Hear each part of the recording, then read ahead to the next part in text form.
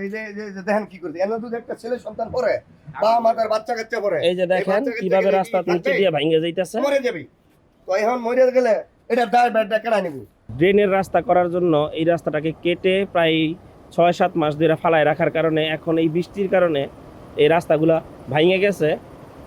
ভাঙা এমন অবস্থা যে এই রাস্তাগুলো এখন পইরা যাইতেছে।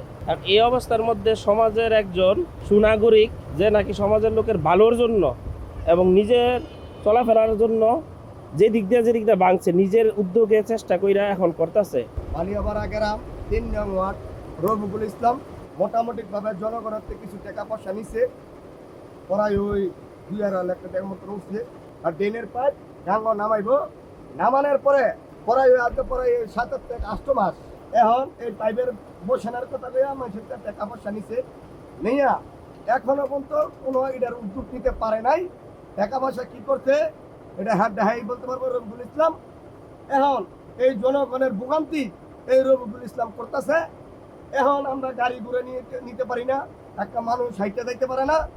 এখন গাড়ি ঘুরি পড়ে যায়, ছেলে সন্তান বাচ্চা কাচ্চা আছে, ছোট ছোট বাচ্চা কাচ্চা ড্রেনের উপর পড়ে যায়, পড়ে যাওয়ার একটা দুর্ঘটনা যদি ঘটিটা যায় বা মারা যায়, এটা যার বাচ্চা কেড়াই নিবি। হ্যাঁ, টাকা পয়সা গেলে কি কাজ করবো না কাজ করতো না করলে জনগণের টাকা জনগণকে ফেরত দেখ। আর আমার রাস্তা কিভাবে আগের মতন যে ভালো রাস্তা আছে এই ভালো রাস্তা হারা করে দিই। রাস্তার এই অংশটুকু আপনাকে দেখাইতেছি যে কিভাবে এখানে এখন তো যে আরো বেশি খারাপ। এই যে আমাদের রাস্তার এই হাল অবস্থা, এই যে এইভাবে রাস্তার নদীর পাড়ের মতো ভাইঙ্গা রাস্তা এই ইয়ার মধ্যে পড়ে যেতেছে। এই জায়গাটা আগে ভর ছিল, এই জায়গাটারে আপনার পানির পাইপ নিব, এটা সরকারি ভাবে পানির পাইপ নেওয়ার কথা। এই যে রাস্তার অবস্থা, এই যে একটা রাস্তা এরকম ভাবে কাইটা ফেলাইছে।